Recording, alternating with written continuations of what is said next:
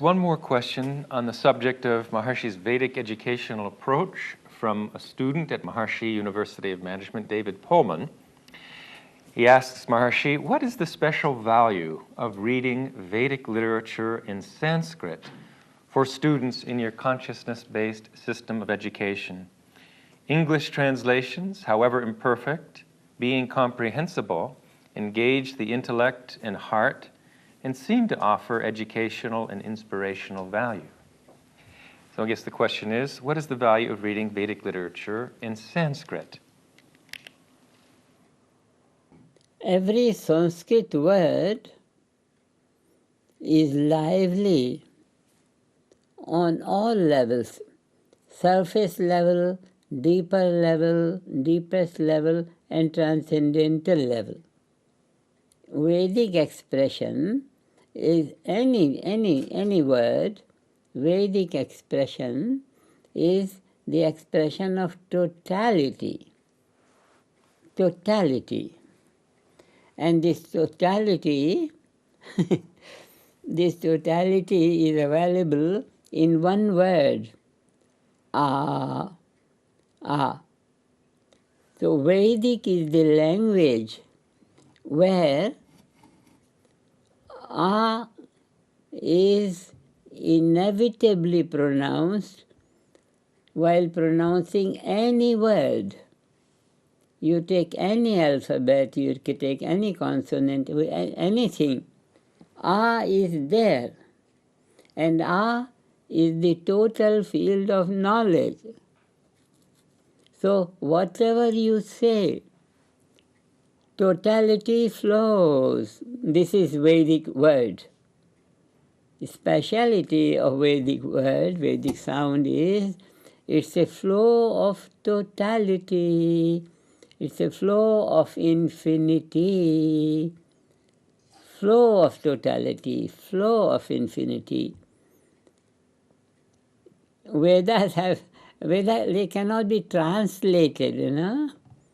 They can be experienced. Our own consciousness can completely identify with the transcendental field.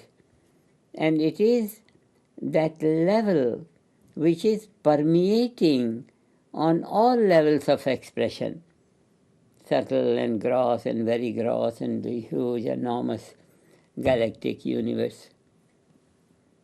So it is the expression of the Vedic sound is the expression of holistic value of knowledge.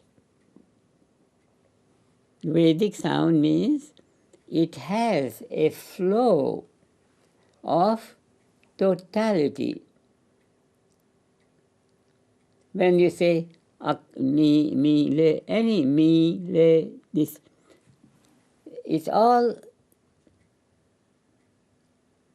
some part of ah is there in all the letters. When we say ah, I, u, like that, ka, kha, ga, gha, cha, cha, ja, jha, ah is there, ah is there, ah is there.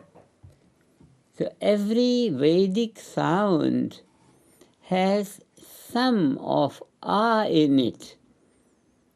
And whole day when we are speaking Sanskrit is very near the Vedic. It's not yet total Vedic. But total Vedic is the total flow of wholeness. Purnat Purnam Udachyate. That is the fullness. From fullness, fullness flows. From fullness, fullness flows.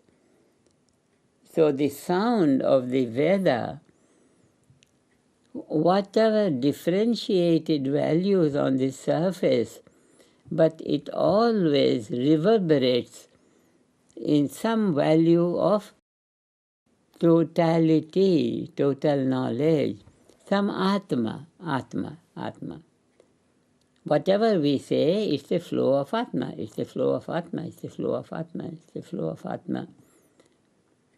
Even a drowsy man speaks. less drowsy man speaks. A man awake speaks. A man who is more fully awake within himself, he also speaks. A man who is awake within himself, in the transcendent, he speaks, but his speech is heard on its own level. That is being. That is being.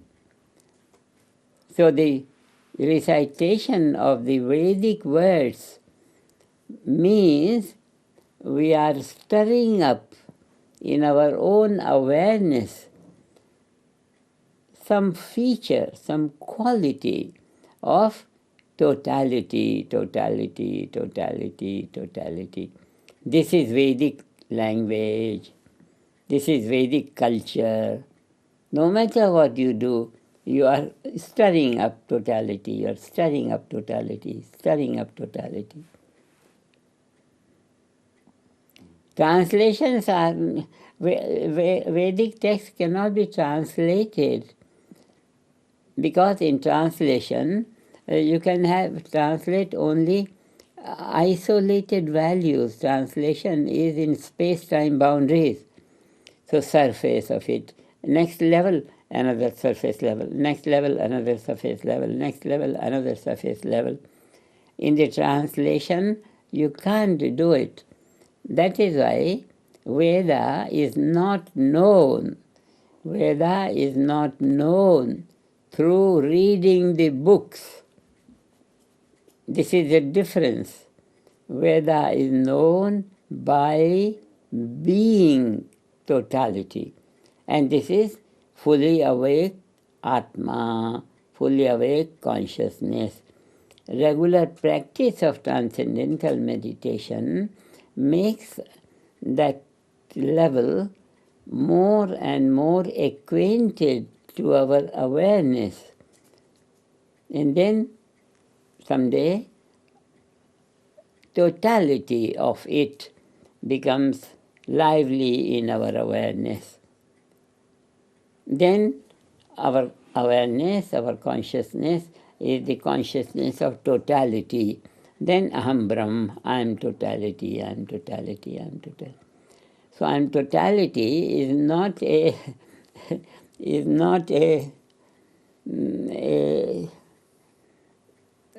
what you call, not an intellectual concept.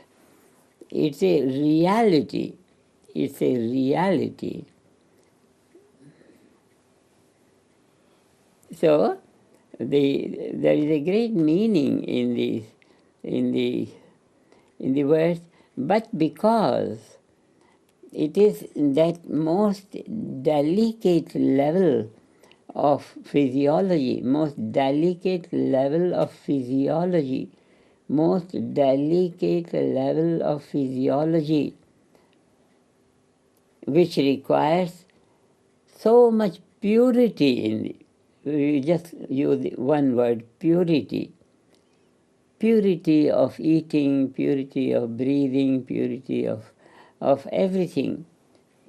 Purity also comes in that the construction of the house and what time you go. There is a auspicious time to go out or inauspicious time to meet the friends and quarrel with them and all that. Very delicate balance. All these are fulfilled in that life which is only for that. That is the Vedic way of life. In India also, Vedic way of life has been a lot damaged due to the foreign rule for so long.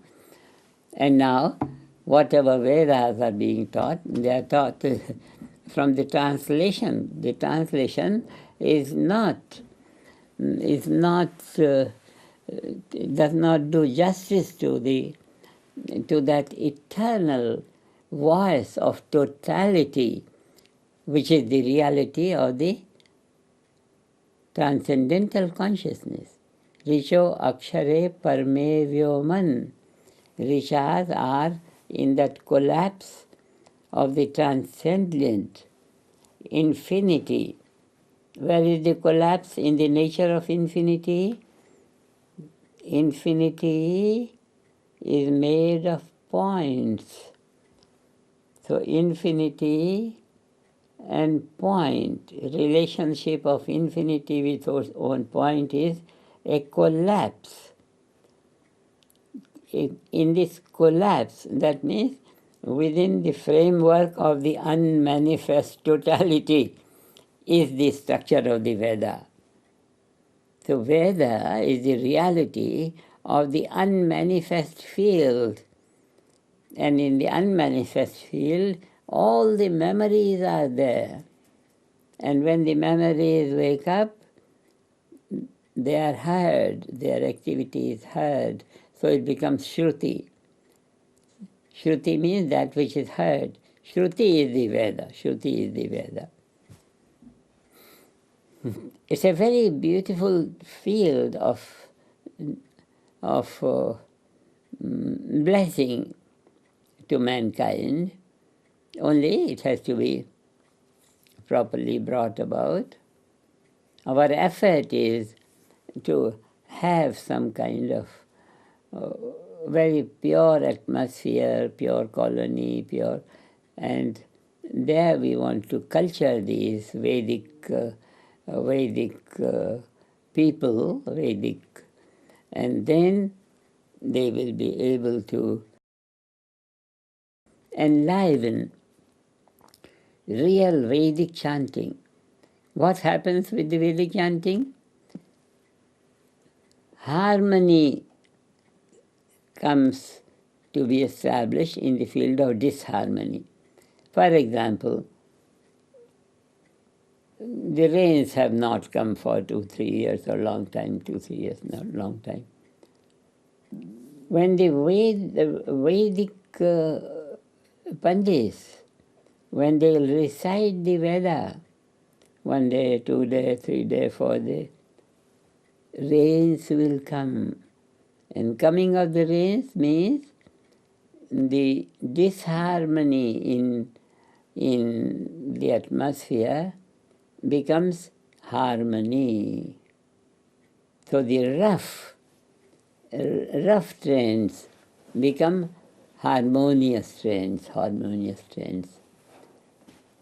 So this, our program is to have this group as soon as possible, have this program as soon as possible, and this is the way of life, Vedic way of life, experience of the Atma, which is predominant in this way of life, Vedic way of life, that will sustain harmony in the whole world consciousness.